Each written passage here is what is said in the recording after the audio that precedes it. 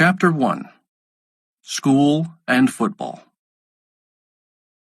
I was born an idiot, but I'm cleverer than people think. I can think things okay, but when I have to say them or write them down, sometimes they come out all wrong. When I was born, my mom named me Forrest. My daddy died just after I was born. He worked on the ships. One day, a big box of bananas fell down on my daddy and killed him. I don't like bananas much. Only banana cake. I like that all right.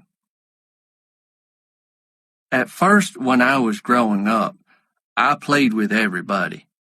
But then some boys hit me, and my mom didn't want me to play with them again. I tried to play with girls, but they all ran away from me. I went to an ordinary school for a year. Then the children started laughing and running away from me. But one girl, Jenny Curran, didn't run away, and sometimes she walked home with me. She was nice. Then they put me into another kind of school, and there were some strange boys there. Some couldn't eat or go to the toilet without help. I stayed in that school for 5 or 6 years. But when I was 13, I grew 6 inches in 6 months. And by the time I was 16, I was bigger and heavier than all the other boys in the school. One day I was walking home, and a car stopped next to me. The driver asked me my name, and I told him. "What school do you go to?" he asked. I told him about the idiot school. "Do you ever play football?" he asked. "No," I told him. "I see other people playing, but I don't play, and they never asked me to play with them." "Okay," the man said. 3 days later, the man in the car came and got me out of school. Mom was there, and they got all the things out of my desk and put them in a brown paper bag. Then they told me to say goodbye to the teacher. The man in the car took me and Mom to the new high school. There, an old man with gray hair asked me lots of questions, but I knew that they really wanted me to play football. The man in the car was a football coach called Fellers. Coach Fellers asked me to put on a football suit, then asked me to undress and dress again, 20 times, until I could do it easily. I began to play football with the high school team, and Coach Fellers helped me. And I went to lessons in the school. One teacher, Miss Henderson, was really nice. She taught me to read. And who do you think I saw in the school cafe? Jenny Curran. She was all grown up now, with pretty black hair, long legs, and a beautiful face. I went and sat with her, and she remembered me. But there was a boy in the cafe who started calling me names and saying things like, "How stupid." Then he threw some milk at me, and I jumped out of my chair and ran away.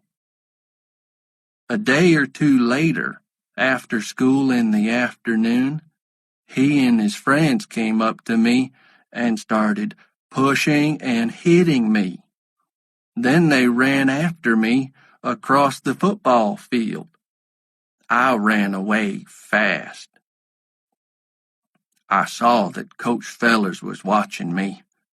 He had a strange look on his face, and he came and told me to put on my football suit. That afternoon, he gave me the ball to run with. The others started running after me, and I ran as fast as I could.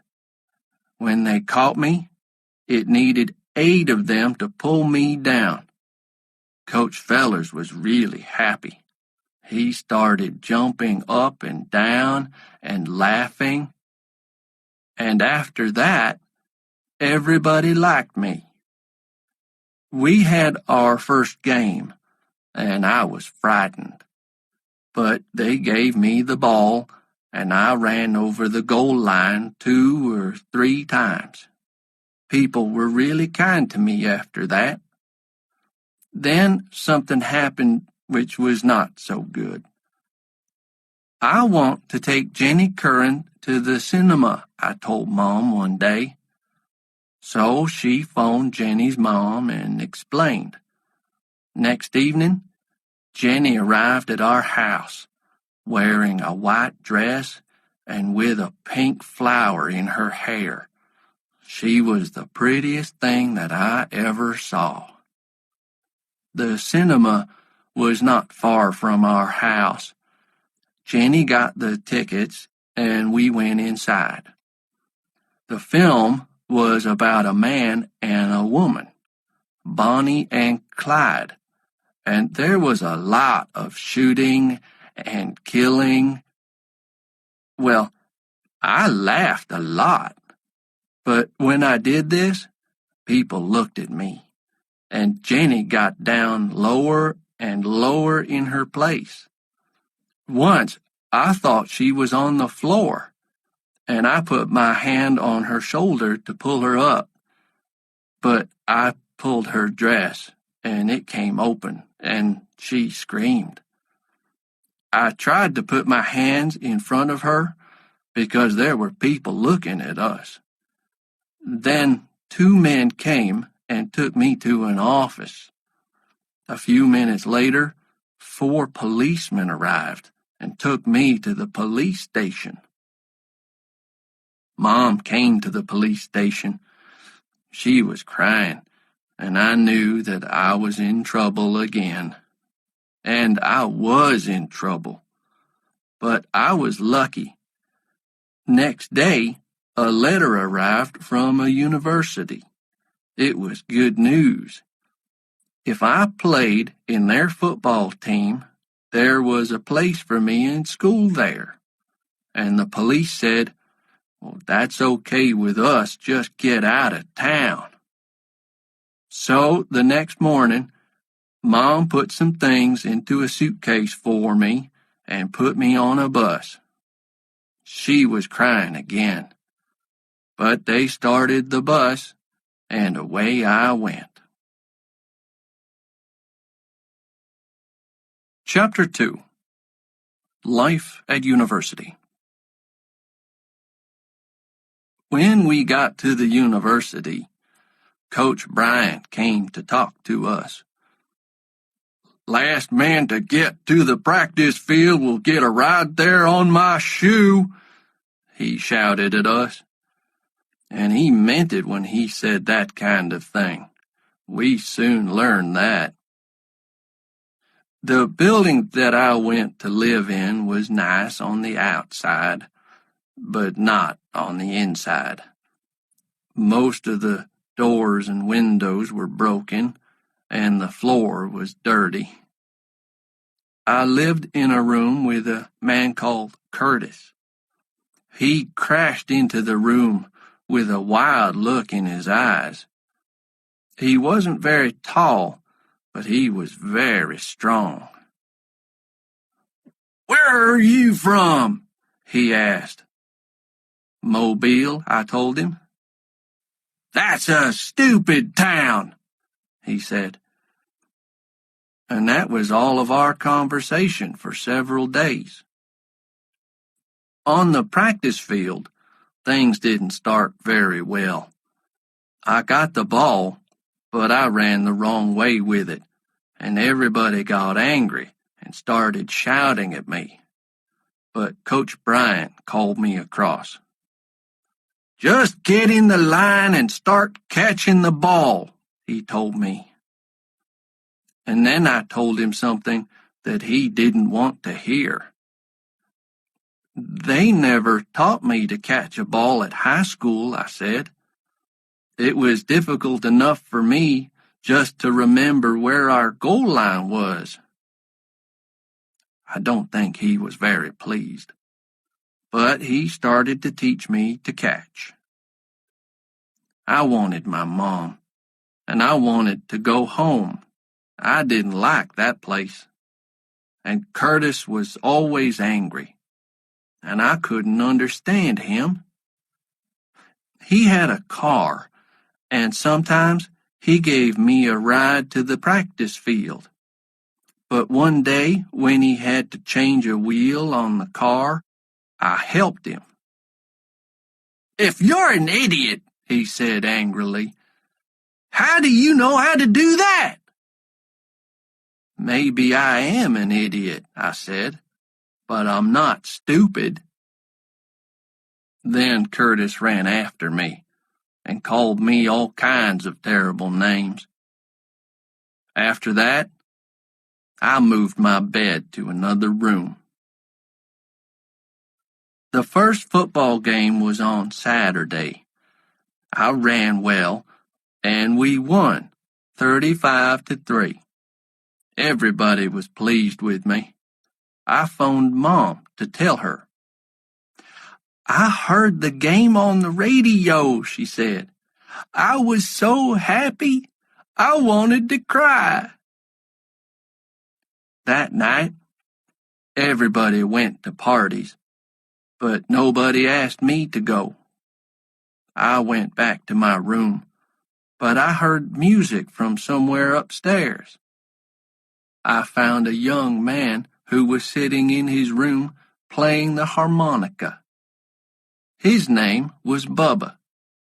He broke his foot in football practice and couldn't play in the game. I sat and listened to him. We didn't talk, but after about an hour, I asked, "Can I try it?" And he said, "Okay," and gave me the harmonica. I began to play. After several minutes, Bubba was getting really excited and saying, "Good, good, good." Then he asked, "Where did you learn to play like that?" "I didn't learn anywhere," I said. When it got late, he told me to take the harmonica with me, and I played it for a long time in my room. Next day, I took it back to Bubba. "Keep it," he said. "I've got another one." I was really happy, and I went and sat under a tree and played all day. It was late afternoon when I began to walk back to my room. Suddenly, I heard a voice shout, "Forrest!" I turned round and saw Jenny. She had a big smile on her face, and she held my hand. "I saw you play football yesterday," she said. "You were wonderful." She wasn't angry about the cinema, and she asked me to have a drink with her. "I'm taking lessons in music, and I want to be a singer," she told me. "I play in a little group. We're playing at the Student Center tomorrow night. Why don't you come and listen?" "Okay," I said.